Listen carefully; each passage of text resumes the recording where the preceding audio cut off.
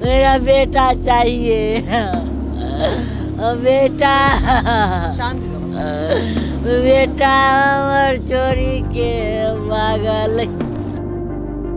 डर के मारे स्कूटी मैम भगा दिया उसने। भगाने के बाद जैसे ही आगे गया तो उसके पीछे वो भगा पिस्टल लेके हाथ में, सिस्टम बना दूंगा तेरा, ये है वो, ये कहते हुए। मुख्यमंत्री से मिलने आप भी गई थी रेखा गुप्ता जी से? हम नहीं जे गए, मेरे लड़का के ले गया, मेरे घर वाला को उठा के ले गया जबरदस्ती खींच के ले गया मंत्री के पास न्याय दिलाने के लिए। क्या न्याय मिला, क्या उम्मीद मिली? कुछ नहीं मिला। बोला कि जो वो माफी मांग रहा है, माफी मांग रहा है, सर पटक रहा है, उसको माफ कर दो। उसी उत्तम नगर में हमारी मौजूदगी है, जहां अभी कुछ समय पहले मार्च में तरुण हत्याकांड हुआ। आज हम उसी उत्तम नगर में मौजूद हैं, जहां तरुण हत्याकांड के बाद आपने देखा था किस तरीके से, चाहे वो मीडिया हो या फिर तमाम संगठन हो, सोशल मीडिया हो, लोगों का तांता नहीं टूटता था, हुजूम नहीं टूटता था, और किस तरीके से लोग वहां पर मौजूद होते थे। और ये आज बात कहने में हमें कोई संकोच नहीं है, कारण ऑब्वियस है, क्योंकि वो हिंदू मुस्लिम का मामला था। आज हम जब उसी उत्तम नगर में तरुण कुमार के घर के पास मौजूद हैं, तो आप देख सकते हैं कि इस क्या बिहारी होना गुनाह है कि पोस्टर के साथ परिवार के 5 सदस्य।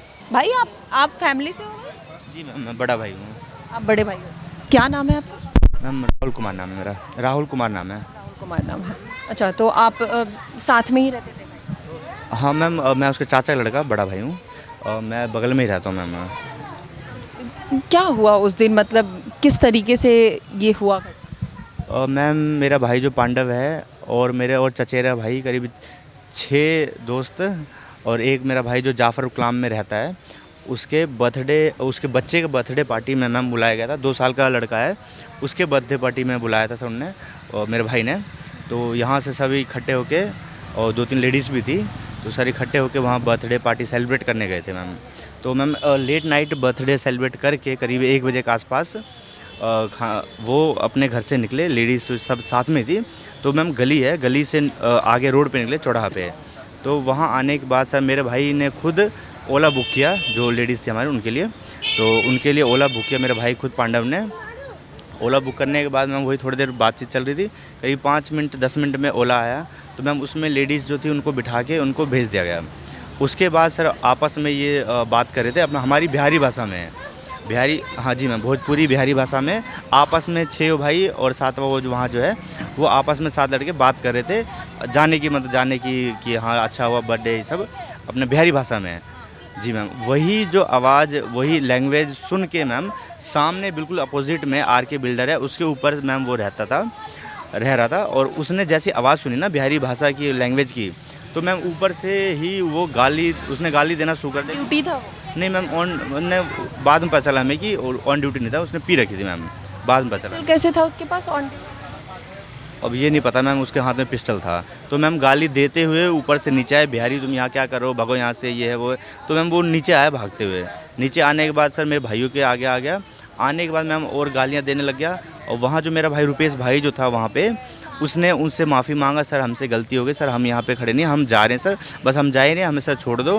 लेकिन मैम फिर इसके बावजूद भी उसने गाली देना बंद नहीं किया। मैम गाली देते रहे, गाली में ये और बोला कि मैम तुम बिहारी, यहाँ पे आके तुमने गंद मचा रखा है, और यहाँ पे तुम अपना ज़मीन ले रहे हो, अपना घर बना रहे हो, हम इतने दिन से मैं रह रहा हूँ यहाँ पे, मैं कुछ कर नहीं पाया।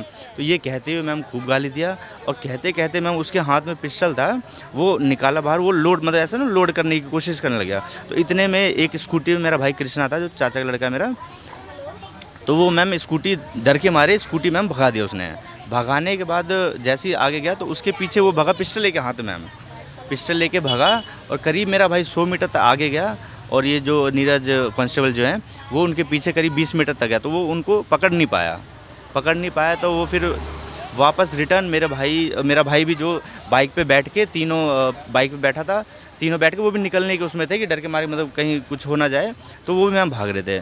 तो इतने में मेरे भाई के सामने खड़ा हो गया वो, तो बाइक चालू थी मैम, तो सामने खड़ा हो गया, गाली और आके देने लग गया, तू नहीं बचेगा, तेरा सिस्टम बना दूंगा। मैम ये वर्ड थे मैम, सिस्टम बना दूंगा तेरा, ये है वो, ये कहते हुए मैम सामने से उन्होंने गोली चला दिया मैम, सामने से मैम गोली चलाया, जो मेरे भाई को जो यहाँ लगी मैम गोली, मैंने शिनाख्त करी थी मैं हॉस्पिटल में, मैंने खुद देखा था कि मेरे भाई गोली यहाँ लगी थी, यहाँ लगा जो गोली, पीछे एक बैठा था उसका दोस्त कृष्णा नाम का मैम, उसके पेट में यहाँ जाके लगा। और जैसी गोली लगने के बाद मैम नीचे बाइक बैलेंस, वो पैर लड़खा है उसका, तो वो मैम गिर गया। मेरे भाई के पैर के ऊपर बाइक गिरा हुआ था, और ये गिरने के बाद वो देखा, और ये यहाँ तक नहीं रुका मैम, वो गिरने के बाद ये बोला, मेरा भाई जैसे गिरा ना मैम, तो मेरे भाई के कोई मोशन नहीं हो, मतलब कोई हिला भी नहीं वहीं पे, ऑन द स्पॉट मैम मेरे भाई की मृत्यु हो गई थी। और उसके बाद जो नीरज बल्हार है, उसका जो ये कहना था कि एक तो मर गया है, दूसरा भी मर जाएगा, नहीं तो इसको तुम हॉस्पिटल लेके जाओ। मैम ये कहते, जी मैम ये बोला है मैम, ऑन रिकॉर्ड है, ये बोला है मैम, और वो गन हिलाते हुए ऐसे मैम अपने सामने घर की तरफ गया मैम। मतलब ये पूरी घटना सुनने के बाद सिर्फ महसूस ये हुआ कि अगर हम बिहार से बानी तो हम भोजपुरी नहीं ही बोल सकत। घर से बाहर अगर हम निकलत नहीं तो हम अगर भोजपुरी में बात करें तो हमरा ऊपर के दूसर नीरज बल्हार, हमरा आसपास कोई नीरज बल्हारा मत घूमत हो को, काहे कि अगर हम भोजपुरी में बात करें तो हमरा के गोली से धुन दहल जाई। बिना किसी के उम्मीद दिए एक उम्मीद में बैठी है, तो वो माँ जो शायद एक उम्मीद है कि हमें कोई आके इस बात का उम्मीद दे दे कि हम आपको न्याय दिला देंगे। लेकिन घर कैसे चलेगा, परिवार कैसे चलेगा, ये भी एक बहुत बड़ा सवाल है, क्योंकि परिवार की स्थिति कितनी दयनीय है वो मैंने आपको पहले ही बताया। किसी से आपकी कोई बात हुई हो? कोई बात नहीं है। मुख्यमंत्री से मिलने आप भी गई थी, रेखा गुप्ता जी से? हम नहीं ये गए, मेरे लड़का को ले गया, मेरे घर वाला को उठा कर ले गया ज़बरदस्ती खींच के। कहाँ? वहाँ अपना ऑफिस में। सीएम ऑफिस में खींच के क्यों ले गया? ज़बरदस्ती ले गया, पता नहीं कौन ले गया? वही वो भेजा पुलिस, एक पुलिस नहीं आया, एक पुलिस आया और उसके बॉडीगार्ड आया। तो आप जाना नहीं चाह रहे थे? नहीं, मैं नहीं जाना। क्यों नहीं जाना चाह रहे थे? मैं जाता क्या करवा लेता, क्या करता पता नहीं। तो खींच के ले गया? मेरे घर वाला को ले गया खींच के, मेरे लड़की को ले गया खींच के। खींच के क्यों ले गया? होश नहीं था, बेहोश था ये। आप लोग थे? हाँ, खींच के क्यों ले गया? वो बोला चलो वहाँ पे इंसाफ होगा। लड़की को बोला, ये लड़की था, 6 महीना में होगा, वो तुरंत हो जाएगा। लड़की आपकी बेटी? छोटी बेटी है? बड़ी है। छोटी बेटी को तो मार दिया, बड़ी बेटी है। कितने बच्चे आपके? मेरा बच्चा 4 था, दो लड़का, एक लड़का एक लड़की ख़त्म कर दिया, एक लड़का एक लड़की बच्चा है। शादीशुदा है बेटी? अच्छा, तो उनको भी दोनों को ले गया गया? क्या बोली जाके वहाँ पे? खींच के ले गया मंत्री के पास न्याय दिलाने के लिए। क्या न्याय मिला, क्या उम्मीद मिली? कुछ नहीं मिला। बोला कि जो वो माफ़ी मांग रहा है, अच्छा माफ़ी मांग रहा है, सर पटक रहा है, उसको माफ़ कर दो। कौन माफ़ कर दे? क्यों माफ़ कर दे? बस यही बोला और कुछ नहीं। बोला गलती से मार दिया। गलती से मार दिया। अच्छा, चाटा मारा है क्या? गलती से मार दिया? चाटा मारा है? ये क्या, ये मंत्री ने बोला, मुख्यमंत्री ने बोला है? हम भी बोले उसको हमारे पास कर दो, हम भी मार देंगे उसको, तो बोलने गलती से लग गया, मार दिए गलती से, हमारा पास करो। हम भी बोल रहे हैं उसको, जो जैसे मेरे लड़का को मारा वैसे हम भी मारेंगे, तो हम भी बोलेंगे गलती से मार दिए। हाँ? मतलब इस देश में एक नागरिक के लिए ये सोच है, एक मंत्री का, एक नागरिक के जान का ये कीमत है। किसी के घर का चिराग चला गया और उसके लिए ये जवाब है, ये न्याय है कि गलती से मार दिया। सीरियसली उसको भी बोले मेरे पास भेज दो, हम भी एक गलती कर देंगे, उसको भी हम भी मार देंगे, मेरे से गलती हो जाएगा, मेरे से भी गलती हो जाएगा। दुनिया में एक दूसरे को मारते रहेंगे, फिर मेरे से भी गलती हो सकता है, हम भी मार देंगे। भेज दीजिए उसको, मेरे हवाले कर दीजिए, गलती हो जाएगी, फांसी चढ़ा देंगे। ऐसे गलती होते रहेगा, मारते रहेगा तब। मतलब शायद कहना नहीं चाहिए, लेकिन दुर्भाग्य है कि कहना पड़ रहा है। लेकिन क्या किसी नेता और मंत्री के घर में भी ये घटना हुई होती तो यही बात कही जाती? भाई या लड़के को भी यही बात हो जाता, माफ कर देती रेखा गुप्ता। वोट लेने के लिए तो सबसे पहले आती है। हम लोग वोट देने जाते हैं इतने साल से। परिवार के अलावा कोई है भी नहीं, और शायद उस आवाज़ की ही कमी है जो इस शांति के पीछे छुपा हुआ है, जिसकी वजह से आज मुख्यमंत्री का ये स्टेटमेंट है। यही मुख्यमंत्री है, और इसी उत्तम नगर में जब भीड़ और आवाज़ जब वहाँ मुख्यमंत्री हाउस तक पहुँची तो उसके बाद एक बुलडोज़र की कार्रवाई दिखानी पड़ी। यही वो मुख्यमंत्री है इसी उत्तम नगर में, क्योंकि वहाँ पे एक आवाज़ थी, और आवाज़ का कारण था क्योंकि विवाद बहुत ही ऑब्वियस था, हिंदू मुस्लिम का एंगल था। यहाँ पे पूरे एक क्षेत्र को टारगेट करके एक युवक की हत्या हो गई, लेकिन किसी को कोई फर्क नहीं पड़ रहा है। और ये आज बात कहने में मुझे भी कोई हिचकिचाहट नहीं हो रही है, कोई संकोच नहीं हो रहा है, क्योंकि मंत्री जी का जो स्टेटमेंट है वो अपने आप में एक बहुत बड़ा सवाल है। और नागरिक सुरक्षा कितना ज़्यादा इस राजधानी में, इस देश की नागरिक की सुरक्षा के लिए कितनी बड़ी जवाबदेही है इनकी, ये अपने आप में एक बहुत बड़ा सवाल है। ये स्टेटमेंट एक इतना दुखी परिवार से इस तरीके का बयान दे देना, आप भी एक माँ हैं, क्या ही बोलूँ मैं, मुंह से आवाज़ ये निकली कैसे? आप सिर्फ एक मंत्री नहीं हैं, माँ भी होगी, बहन भी होगी, बेटी भी होगी, और एक परिवार को न्याय कैसे दिलाना है, सब कुछ है। माफ़ी मांग रहा है, माफ़ कर दो। पुलिस वाला है, सीनियर पुलिस कांस्टेबल है, उसका जवाब नहीं, जान से मारेंगे। कोई आम चलता फिरता रोड का कोई आदमी नहीं है, और वो इस घटना को अंजाम दिया है क्योंकि लड़का बिहारी है और भोजपुरी में बात कर रहा था। इस बात से दुख नहीं हुआ, आपका दिल नहीं दहला, बोलने में आपकी आवाज़ नहीं कांपी।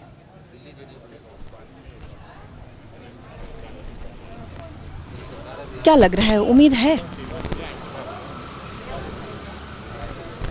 कोई और आया? बिहार का कोई नेता मंत्री कौन आए थे? पप्पू यादव आया, मनोज तिवारी आए। मनोज तिवारी आया। मेरे कोई होश नहीं है क्यों ना आया। चाहते हैं आप लोग, कैसे न्याय आप चाहती हैं? अन्याय चाहती है, मेरे लड़के के बदले खून चाहिए, खून के बदले खून चाहिए, मेरे बेटा चाहिए, मेरा बेटा चाहिए, मेरा बेटा के अलावा कुछ नहीं चाहिए, मेरा बेटा चाहिए। मैं कोयली नाइट कुआक रहा हूँ बेटे का दी, 6 दिन से 7 दिन से कुआक रहा हूँ बेटे के चक्कर में। मेरा कोई चीज़ के अलावा एक बूंद अन्न मेरे के पेट में नहीं जा रहा, मैं कैसे जीऊँगी? मेरा बेटा चाहिए, मेरा बेटा चाहिए, बेटा शांत बेटा और चोरी के पागल। आज मेरे माइक की आवाज़ और मेरे शब्द दोनों ही कमज़ोर हैं, और ये कारण ऑब्वियस है क्योंकि शायद एक माँ का दर्द, एक बच्चा खोने का दर्द, और उसके बाद न्याय के लिए दर दर भटकना, ये कहाँ से वो हिम्मत, परिवार के अंदर वो शक्ति और इन नेताओं से लड़ने की वो कहाँ से आएगा? एक माँ जिसका घर एकलौता चलाने वाला वही वो बच्चा था, वो चिराग था।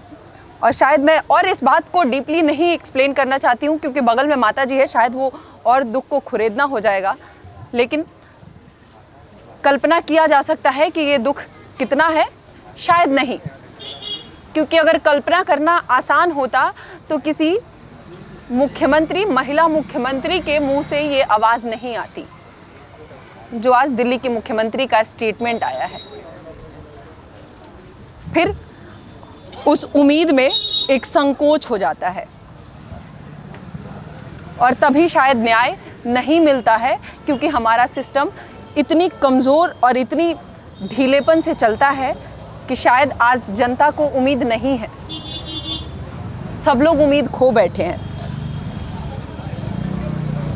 मतलब क्या ही बोलूँ मैं, मेरे पास वाकई शब्द नहीं है, ना ही बोलने के लिए ना ही समझाने के लिए। बस एक कोशिश है, किसी भी तरह एक कोशिश है कि शायद किसी तक ये आवाज़ पहुंच जाए और इस दुख को, इस दर्द को समझने की कोई कोशिश करे, क्योंकि आज यहाँ पर कोई आवाज़ भी नहीं है इस दुख को पहुंचाने वाला। ये अपने आप में एक बहुत बड़ा दुर्भाग्य है। अभी शाम का वक्त हो चुका है।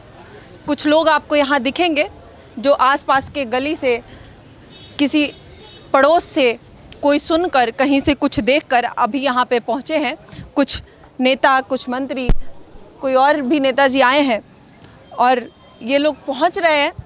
दिलासा, आश्वासन सब दिलाने की एक कोशिश हो रही है, लेकिन ये कोशिश जब तक कामयाब नहीं हो जाती तब तक इस कोशिश के बारे में क्या ही कहना, क्योंकि दिल्ली मुख्यमंत्री के स्टेटमेंट के बाद तो शायद परिवार की उम्मीद टूट चुकी है।